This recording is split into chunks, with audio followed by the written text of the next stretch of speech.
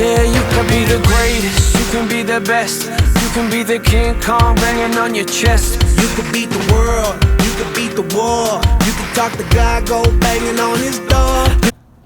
Hi everyone, this is my first video for the shooting section of my Generation TET series. So, shooting of all the sports is by far my favorite sport, and it was always the sport that I did the best in.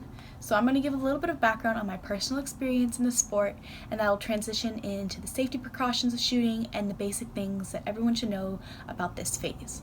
So when I started shooting, I had never shot a gun before, and I kind of needed a coach because I needed someone there to guide me and mentor me, and so my dad became my automatic coach. And to this day, 6 years later, he is still my coach. He has always been there by my side, and I would never ever want a different coach. I would never replace him for a professional coach because he has just consistently been the best coach I could possibly ask for, and he really does know what he's doing even though he's just my dad. So when I first started the sport of triathlon randomly in 2011, when I got into it by accident, which I mentioned in my introduction video on my main page of this, I had never shot a gun before, and I had never even touched a gun, really seen someone shoot a gun in person, so it was something that was completely new to me. And so I first started shooting, and I only shot a couple times before my first regional competition, and somehow I still ended up getting the highest shooting score at that regional competition, and every year since I have continued to hold up to that expectation, and I have gotten the highest shooting score at that regional competition every year since. Now, that does not mean that I am the best shooter out there, and I have definitely had my fair share of bad days as well as days that I've learned from.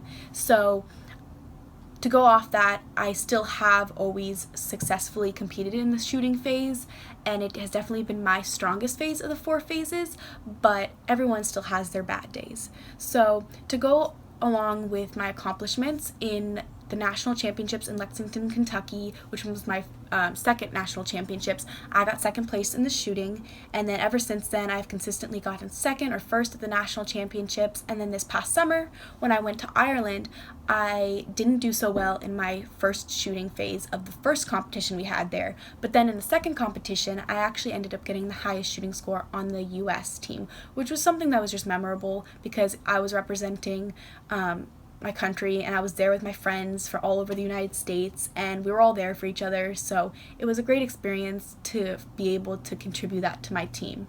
Something else is that although I have always consistently done really well in triathlon, one very kind of funny moment now that I look back at it, but also learning moment, was in the national championships in 2014 in Lexington, Kentucky, when I got that second place. So although I got second place, that was probably one of my most learning moments into triathlon. Before the shooting phase, I kind of had like a little mini panic attack, and I actually couldn't find something, and I was freaking out because I didn't know where something really important was, and I don't want to get too much into it, but I was very overwhelmed, and that is not the state of mind you should be in when you're going to go shoot. 1, for safety, but also 2, for your focus and your performance. You should be very calm and collected and be very focused on just shooting and your breathing. So my practice round was god-awful. It was probably one of the worst practice rounds I've ever had in my life. But because of my dad's coaching and because of practice and techniques he had always taught me and that I had gone through so many times before, I was able to bring myself together, and somehow I was able to actually have one of my best shooting rounds ever. So I think through that, it realizes that even if you're going through something else or you're not in that state of mind, you can get yourself in that state of mind if you tell yourself to focus, if you tell you this is like the moment, this is the time that I need to be calm. Because compared to the other phases, you don't necessarily need to be calm for the running phase, and you don't really need to be calm for the swimming or the riding phase 100%. But of all the phases, you have to be very calm and collected and focused for the shooting phase to do well on your shooting. So shooting has always just been something that I've kind of relied on compared to my other sports, but it also can be considered one of the harder sports in the sense of amount of focus and carefulness you need while shooting the gun. So to go along with that carefulness and focus comes along safety. Safety is something that's really important, and it has always been something that my father and I have both stressed very much so, especially when we began coaching the younger athletes in my area.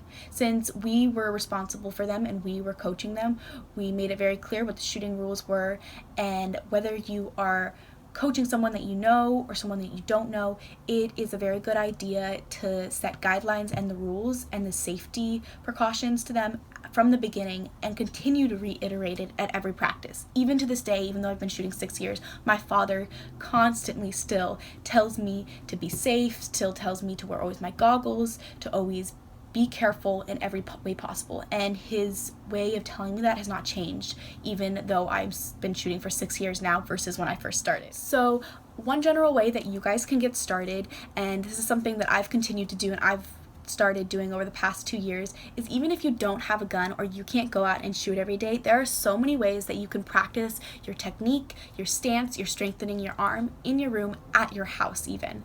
So one way to do it is get something that is of similar weight to your gun and try to get something that you can compress your hand to so your hand is in the shape of the gun when you're holding it.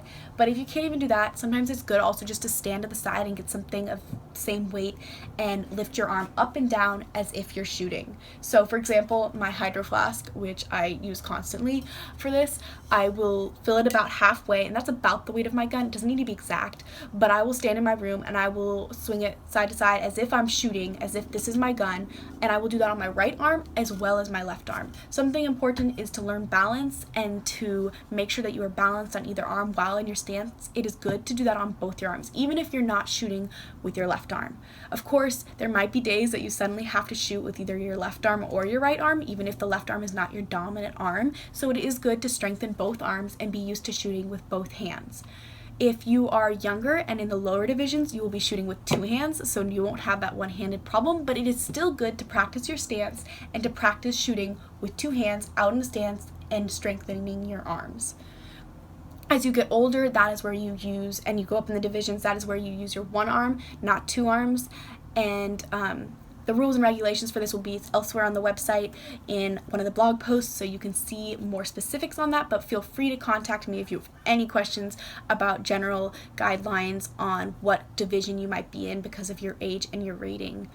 So the next video will be more specifics on technique, your stance, the sighting and the aiming, and the basics of how to get started with actually shooting the gun. Thank you so much for watching, and I'll see you guys next time. You can throw your hands up, you can beat the clock. You can move a mountain, you can break rocks. You could be a master, don't wait for luck. Dedicate yourself and you gon' find yourself.